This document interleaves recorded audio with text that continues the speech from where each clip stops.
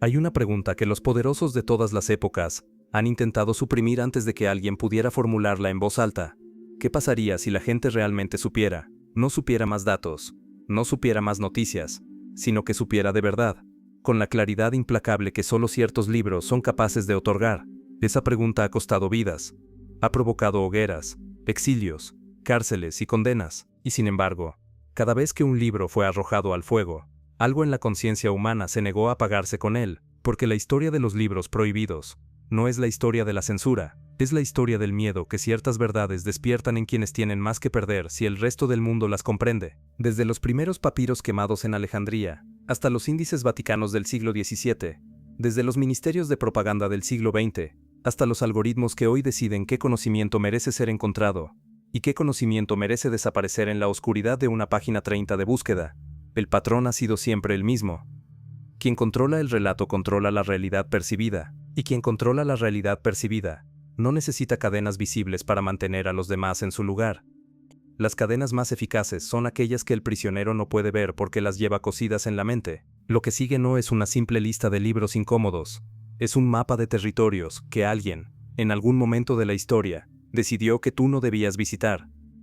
Cada una de estas obras fue silenciada, perseguida, quemada o ignorada de manera sistemática, algunas por gobiernos totalitarios, otras por corporaciones con intereses que proteger, otras por iglesias que vieron en sus páginas una amenaza a su monopolio sobre la verdad, y algunas, las más inquietantes de todas, fueron enterradas en el silencio del ridículo académico, esa forma sofisticada y elegante de destruir una idea sin tener que debatirla. En el invierno de 1945, en un campo de trabajo soviético en las profundidades de Siberia, un hombre llamado Alexander Solzhenitsyn comenzó a memorizar. No tenía papel, no tenía bolígrafo, tenía solo su mente, que se negaba a rendirse, y una verdad tan monumental que no podía permitir que desapareciera con él si moría. Lo que ese hombre memorizó durante años, y luego escribió en secreto, ocultó, microfotografió, y sacó de contrabando de la Unión Soviética, se convirtió en uno de los documentos más devastadores que la humanidad ha producido sobre sí misma. El archipiélago Gulag no es solo un libro sobre los campos de concentración soviéticos, es una autopsia del alma humana, cuando el Estado obtiene poder absoluto sobre la vida individual. Solzhenitsyn describe con una precisión casi quirúrgica cómo millones de personas fueron arrestadas, deportadas, torturadas y exterminadas, no porque fueran enemigos del Estado, sino porque el Estado necesitaba enemigos para justificar su propia existencia. El sistema no era un defecto del comunismo soviético, era su funcionamiento normal, y esa distinción, esa diferencia abismal entre el error y el diseño, es lo que hace que el libro siga siendo insoportable para quienes prefieren creer que el horror del siglo XX fue una serie de accidentes, y no la consecuencia lógica de ideologías que pusieron al colectivo por encima de la vida humana individual. La Unión Soviética intentó destruir este libro, intentó destruir a su autor, y fracasó en ambos intentos, aunque no sin dejar cicatrices profundas. Solzhenitsyn vivió para ver cómo sus palabras desmoronaban narrativas que habían tardado décadas en construirse. Pero lo que más aterra del archipiélago Gulag no es lo que describe sobre el pasado, es la pregunta que deja suspendida en el aire. ¿Cómo sabría usted si algo parecido estuviera comenzando a su alrededor? Esa pregunta es exactamente la que George Orwell quiso dejar ardiendo en la mente de sus lectores, cuando escribió 1984. Publicado en 1949, apenas 4 años después del fin de la Segunda Guerra Mundial, cuando el mundo todavía exhalaba el alivio de haber sobrevivido a una dictadura, y se preparaba, sin saberlo aún del todo, para caer bajo la influencia de otras. Orwell no era un visionario en el sentido místico de la palabra, era un observador extraordinariamente honesto de su propio tiempo, y lo que observó lo aterró. Había visto el fascismo en España, donde fue a pelear y donde una bala le atravesó el cuello. Había observado el estalinismo desde cerca, lo suficiente para entender que cambiaba de nombre, sin cambiar de naturaleza, y lo que escribió en 1984 no era una fantasía distópica, era una extrapolación, un ejercicio de pensamiento que preguntaba, si estas tendencias continúan, ¿a dónde llegan? La respuesta que construyó, un Estado que controla el lenguaje para controlar el pensamiento, que reescribe el pasado para hacer imposible cualquier futuro alternativo, que crea guerras permanentes para canalizar energías que de otro modo podrían volverse contra el poder. No era una metáfora, era un diagnóstico. El concepto de doublethink, esa capacidad de sostener simultáneamente dos creencias contradictorias y aceptar ambas como verdaderas, no fue inventado por Orwell, fue descrito por él porque ya existía, y lo sigue haciendo, en formas que no siempre tienen el aspecto amenazante de las botas y los uniformes. A veces tiene el aspecto familiar y tranquilizador de una pantalla bien diseñada. Fue Ray Bradbury quien tomó esa misma angustia y la transformó en algo todavía más perturbador, porque en Fahrenheit 451, publicado en 1953, los libros no son destruidos por un Estado tiránico que teme a sus ciudadanos, son destruidos porque los propios ciudadanos han dejado de quererlos. La distopía de Bradbury no nació de la violencia externa sobre una población que resiste, sino del adormecimiento voluntario de una sociedad que prefirió el entretenimiento constante, la gratificación instantánea, y la ausencia de cualquier pensamiento que pudiera generar incomodidad. Los bomberos de su mundo no apagan incendios, los provocan, queman libros porque una sociedad que ha elegido no pensar necesita que alguien elimine las últimas tentaciones de hacerlo, y lo que hace que esta novela sea más inquietante hoy que cuando fue escrita, es que Bradbury no imaginó una pantalla de televisión de alta resolución, ni una plataforma de streaming, ni un algoritmo diseñado para mantener la atención en un estado de estimulación perpetua. No necesitó imaginarlos. Le bastó con observar la dirección que ya tomaba su tiempo y proyectarla hacia adelante.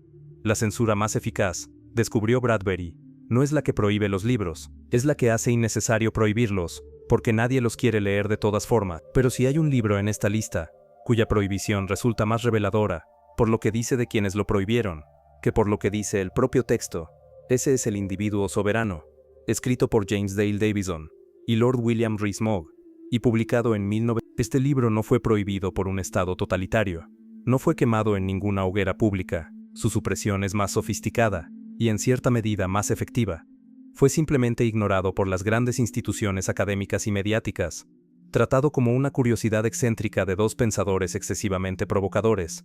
¿Por qué? Porque lo que Davison y Rees-Mogg argumentaron en sus páginas fue una tesis que los estados modernos, y las clases que los controlan, no pueden permitirse que se convierta en conocimiento popular, que la era del Estado-nación, tal como ha existido desde el siglo XVII, está llegando a su fin, y que las tecnologías emergentes, en particular las que permiten transacciones y comunicaciones, que no pueden ser interceptadas ni grabadas por ningún gobierno, están disolviendo el monopolio de la violencia organizada, que ha sido la base de todo poder político moderno.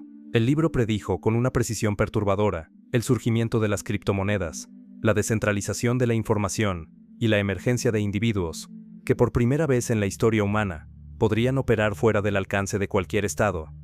Esto no es un libro que genere comodidad en quienes administran los mecanismos del poder centralizado, y esa incomodidad explica su ausencia en los programas universitarios de ciencias políticas y economía mejor que cualquier argumento académico sobre sus supuestas deficiencias metodológicas. Si El individuo soberano describe el futuro posible de la soberanía individual, La criatura de la isla Jekyll, escrita por J. Edward Griffin y publicada en 1994, describe la arquitectura del presente.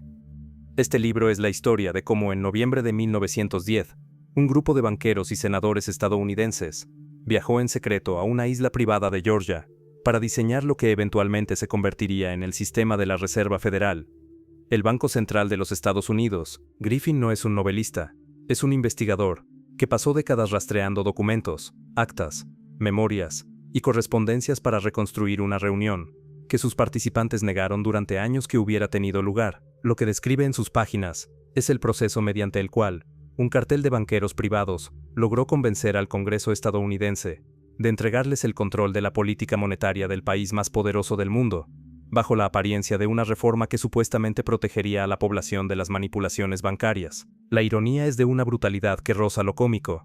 La solución propuesta para el problema era el problema mismo, reorganizado y dotado de legitimidad oficial.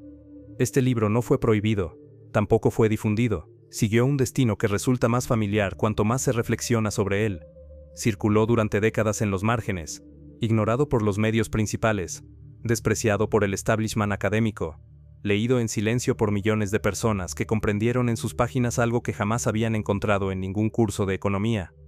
La supresión del libro de Griffin no requirió ningún decreto, solo requirió que las personas con poder para determinar qué es conocimiento legítimo decidieran, tácitamente y de manera coordinada, que este no lo era. La misma arquitectura de control, pero aplicada a la mente en lugar de al dinero, es lo que Aldous Huxley exploró en Un mundo feliz, publicado en 1932, 17 años antes que Orwell, y con una visión que en muchos aspectos ha resultado más profética, donde Orwell imaginó un futuro de represión brutal y vigilancia explícita, Huxley imaginó algo más sutil, y por eso mismo, más aterrador.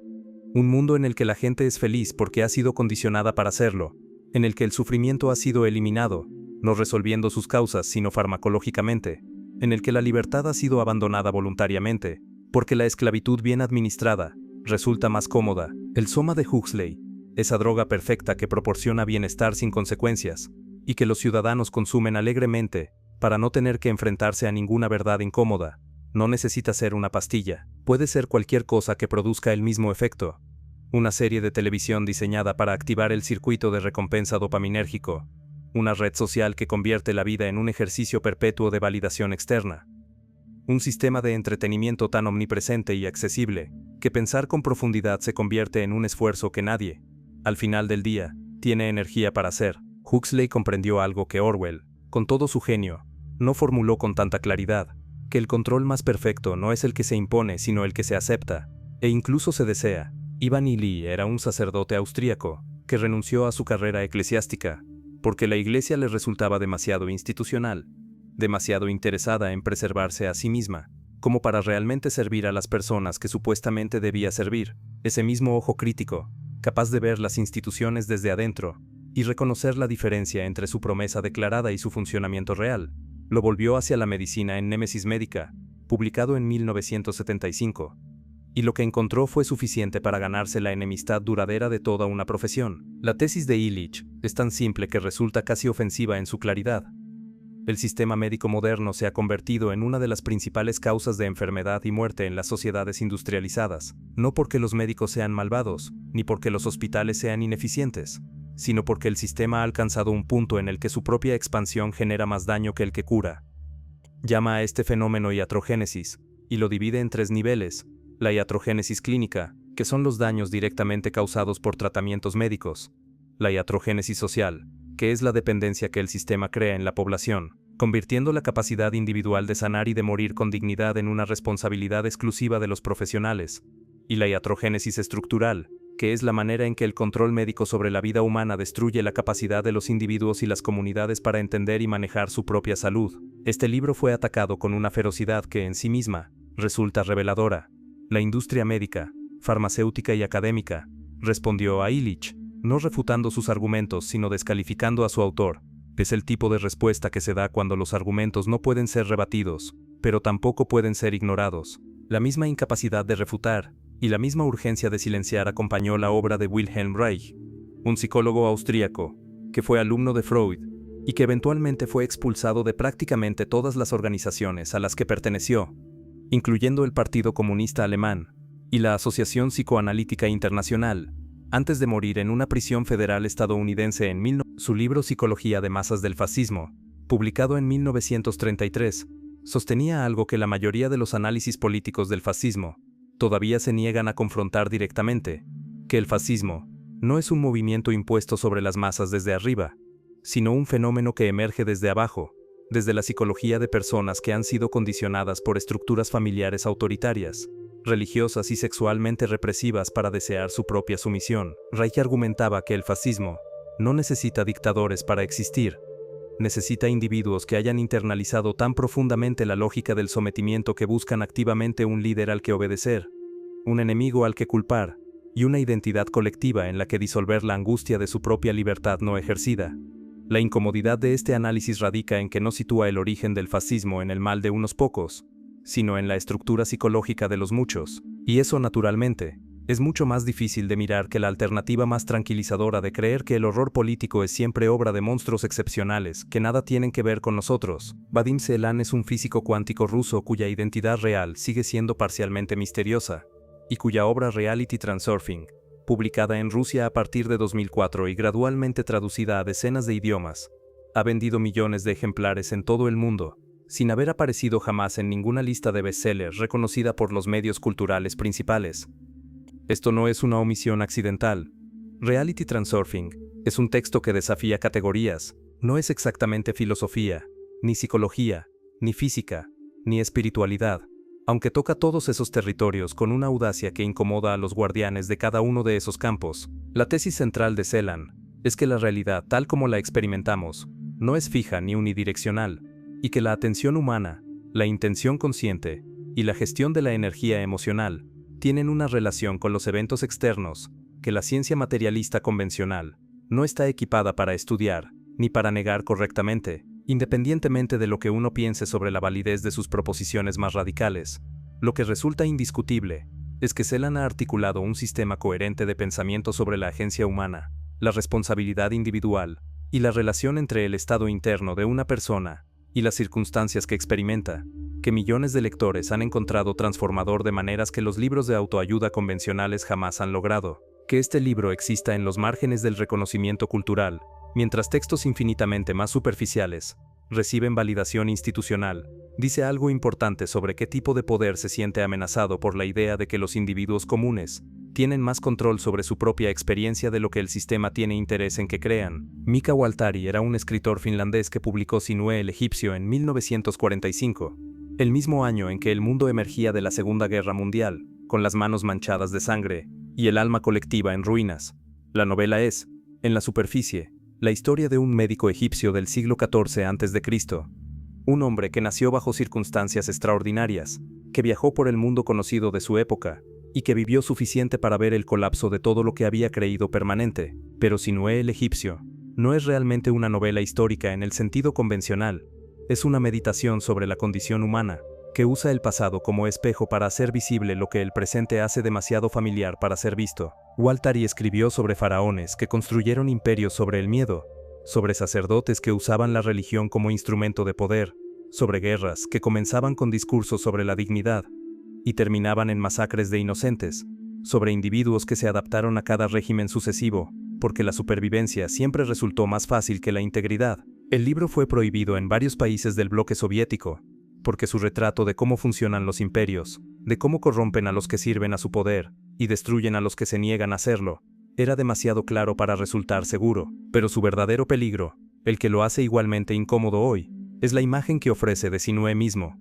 Un hombre inteligente, educado, compasivo, que durante toda su vida se las arregló para estar presente en los momentos cruciales de su era, sin nunca comprometerse del todo con ninguno de los lados, y que al final de su vida reconoce, con una lucidez devastadora, que esa postura lo convirtió en testigo de todo y en agente de nada. Chan Thomas era un analista de inteligencia estadounidense que en 1963 escribió un documento llamado The Adam and Eve Story, en el que argumentaba, basándose en una combinación de geología, arqueología, mitología comparada y análisis de registros históricos, que la Tierra ha experimentado de manera periódica catástrofes de escala civilizatoria, relacionadas con desplazamientos del eje de rotación planetario, y que estas catástrofes, y no ningún progreso lineal, son el motor real de la historia humana. La CIA clasificó este documento como secreto en no fue desclasificado hasta 2013, y cuando lo fue en una versión parcialmente redactada, con secciones enteras suprimidas. La pregunta que esto genera no es tanto si las teorías de Thomas son correctas, aunque esa es una pregunta que merece ser hecha, sino por qué una agencia de inteligencia decide que una hipótesis sobre geología catastrófica merece ser clasificada como información sensible. Durante casi 5 décadas, las respuestas posibles abarcan desde la mundana, fue clasificado por razones burocráticas que nadie recuerda ya, hasta la profundamente inquietante, que contiene información cuya difusión pública generaría consecuencias que alguien, en algún momento decidió que era mejor evitar. Ninguna de las dos respuestas es tranquilizadora. La primera porque implica que las agencias de inteligencia clasifican material arbitrariamente y sin consecuencias. La segunda porque implica que no lo hacen. Y finalmente, hay un libro cuya historia de supresión es tan antigua y tan violenta que en comparación con ella, todos los demás casos de censura parecen casi benignos. En 1536, un hombre llamado William Tyndale fue estrangulado y quemado en la hoguera en los Países Bajos. Su crimen fue haber traducido la Biblia al inglés, no una versión heterodoxa ni una interpretación particular. Simplemente la Biblia, en el idioma que la gente común de Inglaterra podía leer. La Iglesia Católica y la mayor parte del establishment clerical anglicano de su época entendieron perfectamente lo que estaba en juego. Si la gente ordinaria podía leer el texto sagrado en su propio idioma, dejaría de necesitar intermediarios para acceder a la verdad que ese texto supuestamente contenía, y si dejaba de necesitar intermediarios, el poder de quienes habían construido instituciones enteras sobre el monopolio de esa intermediación se desvanecería. Tyndale fue asesinado no por herejía, sino por democratización, por el acto radical en su tiempo, de decidir que el conocimiento no debía ser propiedad exclusiva de quienes tenían el poder de guardarlo. Su traducción sobrevivió a su muerte, y se convirtió en la base del texto que eventualmente se conocería como la Biblia King James, uno de los documentos más influyentes de la historia occidental. El hombre fue destruido. El acto resultó indestructible. Lo que une a estos 12 libros, a través de los siglos y los continentes, y las circunstancias radicalmente distintas de su supresión, no es simplemente que fueron incómodos para el poder de su época, es algo más específico y más revelador.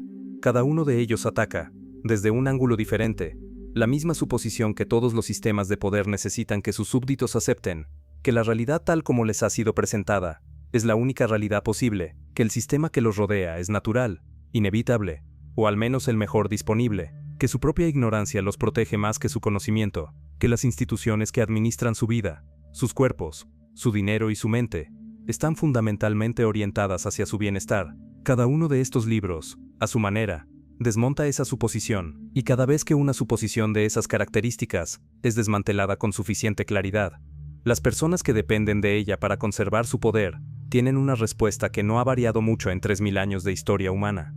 Destruir el libro, silenciar al autor, descalificar la fuente, o, cuando todo lo demás falla, inundar el mercado cultural con tantos estímulos más brillantes y más inmediatos que nadie tenga ni el tiempo ni la energía para buscar lo que fue enterrado. La hoguera más eficiente del siglo XXI no está hecha de madera y fuego.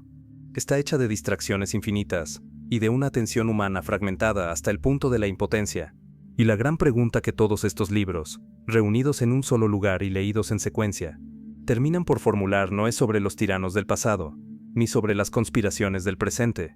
Es una pregunta mucho más personal y mucho más difícil de eludir. ¿En qué medida la ignorancia que te rodea es algo que te ha sido impuesto? ¿Y en qué medida es algo que has elegido porque el conocimiento, a diferencia del entretenimiento, siempre tiene un costo que no todo el mundo está dispuesto a pagar? El totalitarismo no llega de golpe. Esa es quizás la verdad más incómoda que Alexander Solzhenitsyn legó a la historia con el archipiélago Gulag. Solzhenitsyn escribió estas páginas de forma clandestina, mientras el aparato soviético lo perseguía, y lo que produjo no fue simplemente un registro de campos de trabajo, sino una disección de la anatomía moral del mal burocrático. Su argumento más devastador no habla de los verdugos, sino de los ciudadanos buenos que eligieron, por comodidad o por miedo, aceptar una pequeña mentira oficial. Esa primera concesión fue el principio del fin. Al ceder el juicio ético a una entidad abstracta llamada Estado, el individuo firmó un contrato tácito con su propia servidumbre. La tiranía, en su análisis, no se sostiene sobre la fuerza bruta, sino sobre la obediencia silenciosa de quienes aún se consideran personas decentes. La línea que separa al verdugo de la víctima, escribió, no pasa entre clases sociales ni entre ideologías, atraviesa el corazón de cada ser humano, y ahí reside la perturbación profunda de su obra, porque obliga a preguntar, no solo qué habrían hecho otros, sino qué haría uno mismo. George Orwell ya lo había advertido décadas antes, aunque desde un ángulo diferente.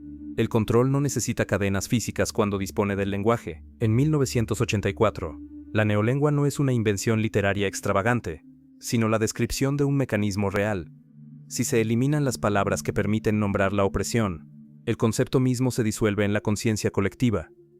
No puede haber resistencia frente a algo que no posee nombre. El doble pensar, esa facultad perturbadora de sostener dos verdades contradictorias de forma simultánea sin percibir la contradicción, no es una anomalía psicológica de los regímenes totalitarios del siglo XX, es la base sobre la que descansa gran parte del discurso mediático contemporáneo. Orwell no escribió una novela de ciencia ficción, escribió un manual de advertencia que hoy funciona como una descripción técnica del presente. En un mundo donde los metadatos permiten inferir intenciones antes de que se conviertan en actos, la vigilancia masiva dejó de ser una amenaza futura para convertirse en una infraestructura normalizada que nadie parece ver porque nadie decidió mirarla directamente. Pero Ray Bradbury temía algo distinto, y quizás más cercano. En Fahrenheit 4051, el gobierno no prohíbe los libros por decreto autoritario, los quema porque la sociedad ya no los quería. Los bomberos no actúan contra una población que resiste, sino contra una población que pidió ser liberada del peso del conocimiento. La censura que describe Bradbury no opera a través del miedo, sino a través del placer. La verdad no fue escondida bajo llave, fue ahogada en un océano infinito de entretenimiento banal, estímulos visuales rápidos y gratificación inmediata. Es la forma más perfecta de supresión intelectual, porque no requiere violencia, requiere comodidad. El ciudadano que ha entregado voluntariamente su mente a la distracción perpetua, no necesita ser vigilado, se vigila solo, a través de la aprobación constante de sus semejantes que han hecho la misma elección. Una cultura que renuncia a la densidad del libro en favor del clip de 3 segundos, no está siendo censurada, está renunciando a su capacidad de autogobierno con una sonrisa en el rostro. Aldous Huxley completó este mapa del control, con una pregunta que aún no ha recibido respuesta satisfactoria. ¿Es preferible la libertad con su carga de responsabilidad, o una mentira placentera y perfectamente estabilizada? En un mundo feliz, el soma no es una metáfora exagerada.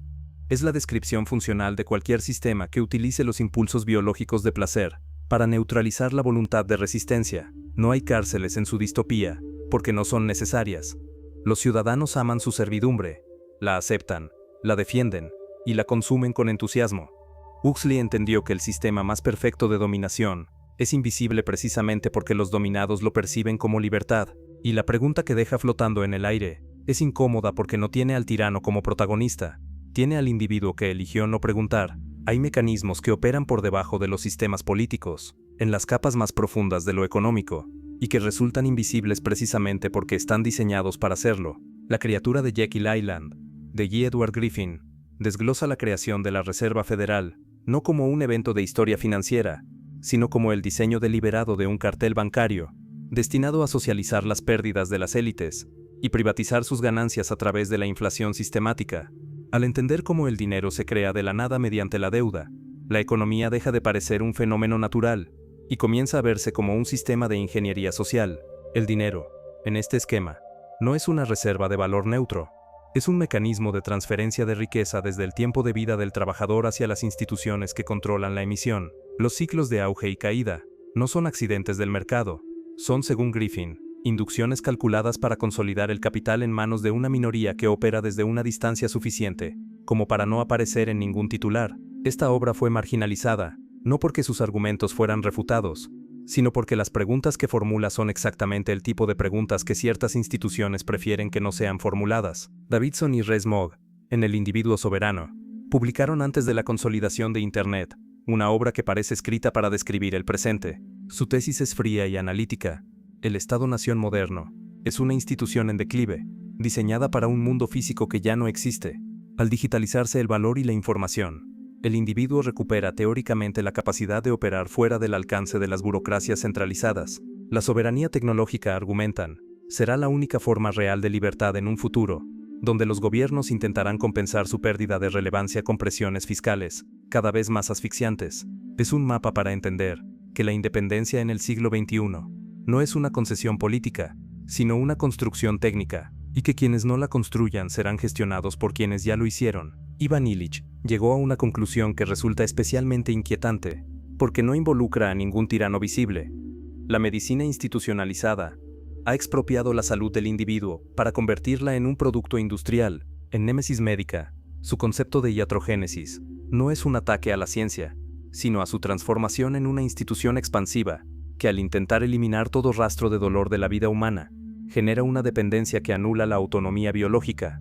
Se ha condicionado al individuo para creer que la salud es un servicio externo que se gestiona a través de expertos. Al hacerlo, se ha despojado al ser humano de una parte fundamental de su soberanía, la capacidad de habitar su propio cuerpo sin intermediarios. La medicalización del ciclo vital, desde el nacimiento hasta la muerte, convirtió procesos naturales en patologías burocráticas, y con ello robó al sufrimiento y a la curación su significado más profundo dentro de la experiencia de estar vivo. Wilhelm Reich fue más lejos al sostener que el autoritarismo político no es una imposición externa, sino el producto de una estructura psicológica cultivada desde la infancia. En Psicología de masas del fascismo, Reich argumenta que un individuo condicionado para la obediencia y la represión de sus instintos naturales desde los primeros años, desarrolla una coraza caracterológica, que lo vuelve propenso a seguir a líderes que prometan orden a cambio de libertad.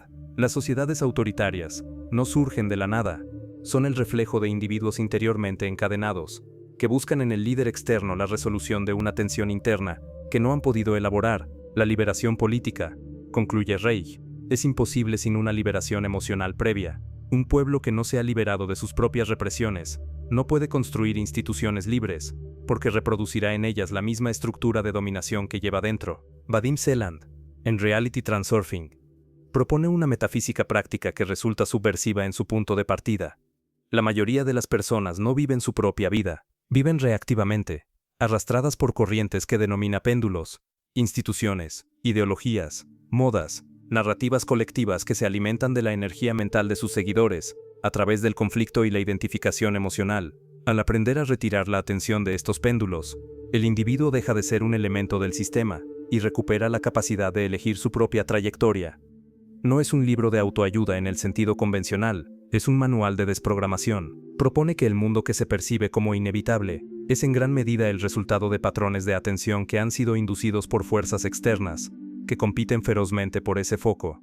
La libertad, en su propuesta, comienza exactamente en el momento en que el individuo deja de reaccionar y empieza a elegir. Sinué el egipcio, de Mika Waltari, es una novela histórica, que contiene la misma verdad que los tratados filosóficos, pero la entrega envuelta en la vida de un médico del antiguo Egipto. A través de su mirada, se observa cómo las castas sacerdotales manipularon la fe y el miedo para perpetuar privilegios durante milenios. Waltari muestra que tras los grandes discursos de progreso y justicia divina, siempre se esconde la misma ambición de control, con ropajes distintos, pero con la misma arquitectura interior.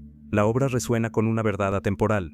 Las dinámicas de dominación sobre el alma humana no han cambiado en 3000 años, solo han cambiado los uniformes. El ciclo de auge y caída de las civilizaciones está impulsado por la misma ceguera moral que puede observarse en la actualidad, y el observador lúcido, como Sinué, está condenado a ver lo que los demás prefieren no ver, pagando con la soledad el precio del conocimiento. Existe una pregunta que el caso de The Adam and Eve Story, de Chan Thomas, obliga a formular: ¿por qué una agencia de inteligencia clasificaría un libro sobre geología? El texto plantea la teoría de cataclismos cíclicos y cambios de polos magnéticos en la historia del planeta. Su validez científica puede discutirse. Lo que no puede ignorarse es el fenómeno de la censura misma. La CIA consideró que la historia geológica de la Tierra era un asunto de seguridad nacional. Esa sola decisión dice más sobre la naturaleza del control institucional que cualquier teoría conspirativa. Thomas sugiere que la humanidad vive en un estado de amnesia colectiva inducida, ignorando la fragilidad de la civilización, frente a ciclos geofísicos que la ciencia oficial prefiere no discutir abiertamente, porque hacerlo implicaría colapsar la confianza en un sistema que prometió progreso infinito y lineal. El miedo más profundo de los poderes establecidos no es que la gente sepa lo que ocurrió, es que la gente deje de creer que el futuro está garantizado. William Tyndale fue ejecutado en el siglo XVI por un delito extraordinariamente simple. Eliminó al intermediario. Al traducir la Biblia al inglés común, permitió que el ciudadano ordinario accediera directamente a la fuente sin necesitar la mediación de la casta eclesiástica.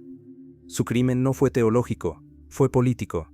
Un pueblo que puede leer y comprender por sí mismo la fuente original de la información que rige su vida, es un pueblo que no necesita que nadie le explique qué debe pensar. La historia de Tyndale es la misma historia que se repite a través de todos los libros de esta selección, la misma historia de siempre: el conocimiento como instrumento de emancipación, y el control de su acceso como instrumento de dominación. Cada obra aquí citada fue, en algún momento y por alguna razón, percibida como una amenaza por alguna estructura de poder. Lo interesante no es la obra en sí, lo interesante es preguntarse qué dice de un sistema el hecho de que le tema a ciertos libros. Hay una arquitectura en el olvido. No es accidental que ciertas preguntas no formen parte del currículo escolar, que ciertos textos no aparezcan en las recomendaciones algorítmicas, que ciertas ideas sean ridiculizadas antes de ser analizadas. La ignorancia no es simplemente la ausencia de información.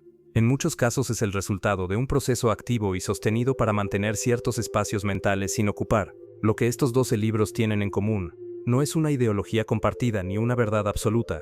Lo que tienen en común es que todos, de formas distintas, devuelven al individuo la capacidad de hacer preguntas que el sistema prefiere que no sean formuladas, y esa capacidad, la de cuestionar el marco antes de aceptar el contenido, es precisamente lo único que ningún poder puede otorgar y ninguno puede quitarle a quien ya la ha desarrollado. La biblioteca siempre estuvo abierta. La pregunta nunca fue si el conocimiento estaba disponible. La pregunta fue si alguien tendría el valor de entrar.